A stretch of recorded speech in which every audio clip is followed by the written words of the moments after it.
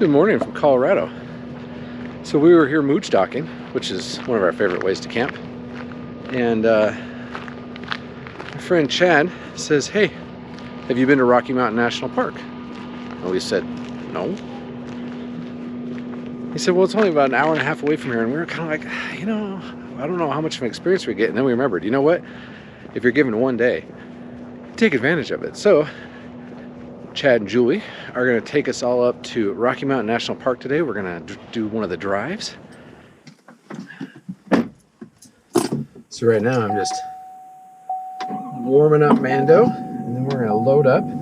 I think we have about, well, like I said, about an hour and a half drive to get to Rocky Mountain National Park. Right now we're in Broomfield, Colorado. And then, I don't know. It's weird having tour guides. Normally Susanna just tells us where to go, or we plan something together and then she just gives me directions when I drive. Today I don't know, but I think we're doing a big drive to the highest paved road in the United States. So Susanna should enjoy that. She loves high, steep, cliffside roads. And we're going to show all that to you.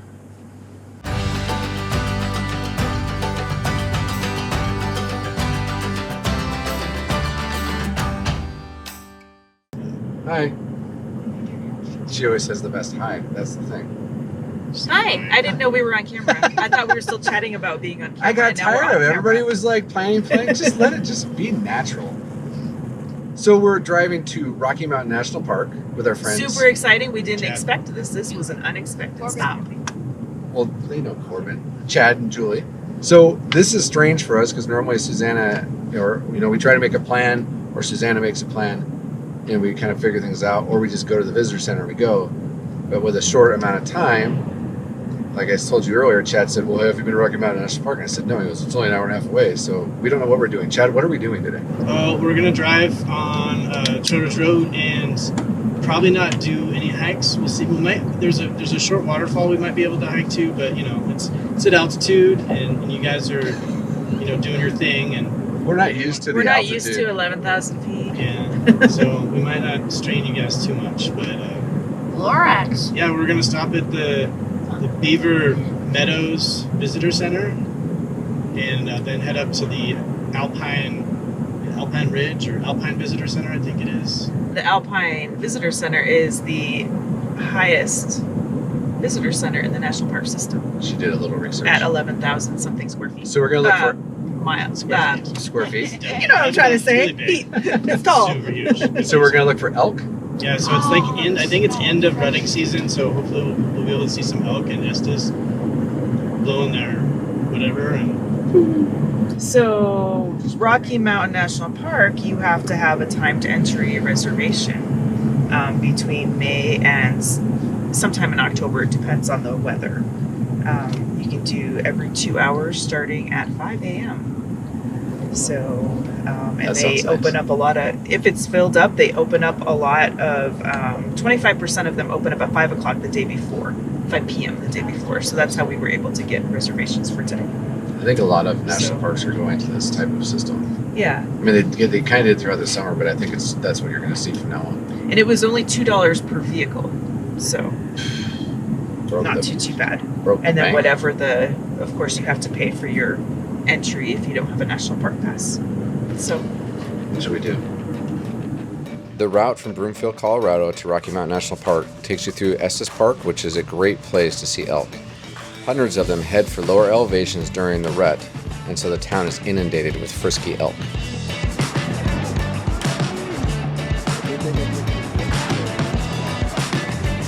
Oh my gosh. There's elk in the water.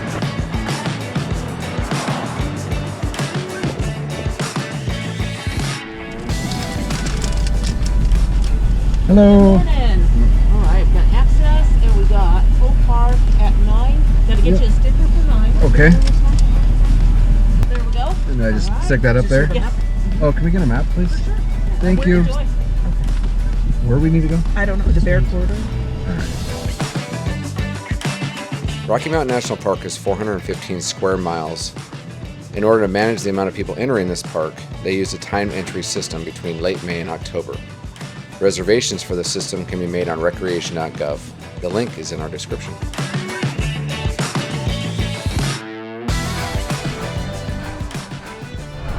Morning. Morning, thank you. We use the time entry to enter the Bear Lake corridor.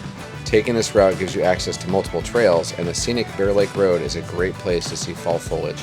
Shuttle service is available between mid-May and mid-October and is a great way to get around, especially because parking is very limited.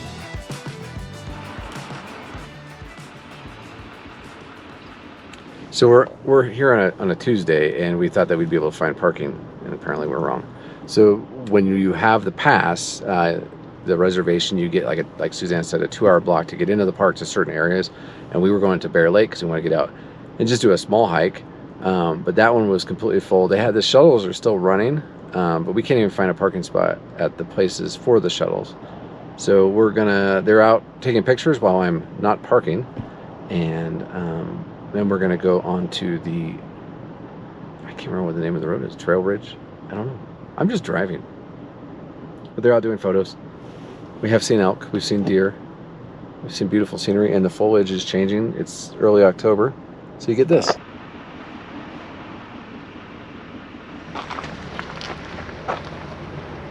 So this is good because I honestly have no idea where we came in and where we're at. So we're here at Glacier Gorge. Okay. We came in. Oh, we came in over here. Yeah, we were supposed to go this way, but we ended up here because we were going to go this way and just go down. And where are we back. going? And now we're going to go to the Alpine Visitor Center. Yeah, so we're gonna drive back up here all the way across. He wants to go out to Beaver. We can do that on the way out. Yeah. So all the way up to Alpine and then back down to Beaver. Okay. So a good little short day trip. Day trip, yeah, driving.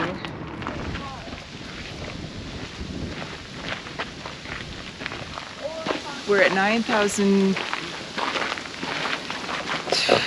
Hold on. We're at 9,240 feet Watch this at up. Glacier Gorge trailhead. We're gonna go to Alberta Falls. 0.9 miles there, 0.9 miles back. The Alberta Falls Trail is very well maintained and takes you through some beautiful country. Our goal was to make it all the way to the falls, but the elevation can really get to you. Let's just say we didn't quite make it as far as we wanted to before we had to stop. And then it was stars. You got stars? A little elevation issue. Okay, so we stopped. What is this? This is the Glacier Gorge. Trailhead. And we learned that we're not prepared for elevation. So now we're gonna go drive what is the name of the road? Okay, so It I was is wrong earlier. I called it Trail Ridge Road, or no, I called it Fall River Road, but that was the dirt road that goes up. That's closed, so we're gonna do Trail Ridge Road, which is Trail the Ridge highest Road. paved road. Right. And marker? It's important to remain flexible with your plans when you're in a national park. You never know what you may see that may make you want to change directions. We spotted something very cool on our way to Trail Ridge Road, so we turned off and headed to the Moraine Park area. This is the perfect area for elk spotting due to the open grassland and small streams. What we saw there was spectacular.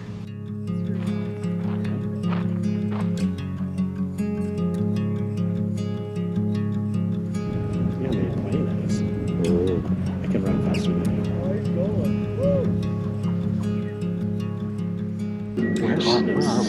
Where are we? Yeah, I don't even know what park this is. It's just a meadow. This is, there's a sign back. It's just a meadow. Yeah, I don't know. Hey, so hint. When there's other people around and you want to hear the animals, don't talk really loud. Don't be like her. Don't be like. I think there's a Karen over there.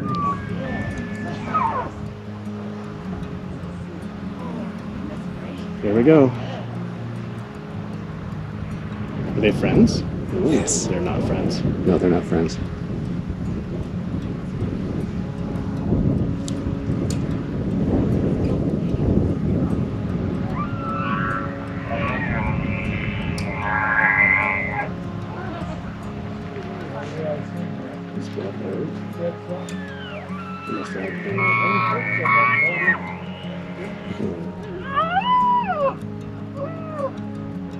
I love his little whimper. I want a girlfriend too, please. Whoa!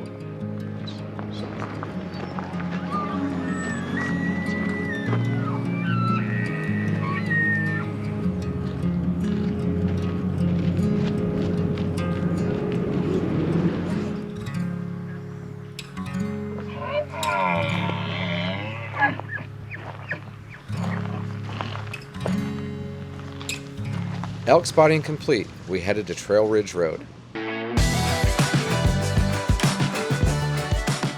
This 48-mile road connects Estes Park with Grand Lake, Colorado, and is the highest continuously paved road in the United States. Completed in 1938, the road is open to vehicle traffic from around Memorial Day to the late fall.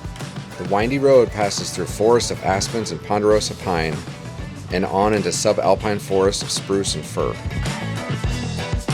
11 miles up, you enter the Alpine Tundra Zone, and at 11,796 feet, you'll find the Alpine Visitor Center. If you don't like heights, or happen to get motion sickness, Susanna recommends you wear a patch.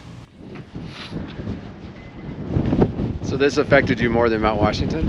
Oh yeah, but this helped. Yeah. Yeah.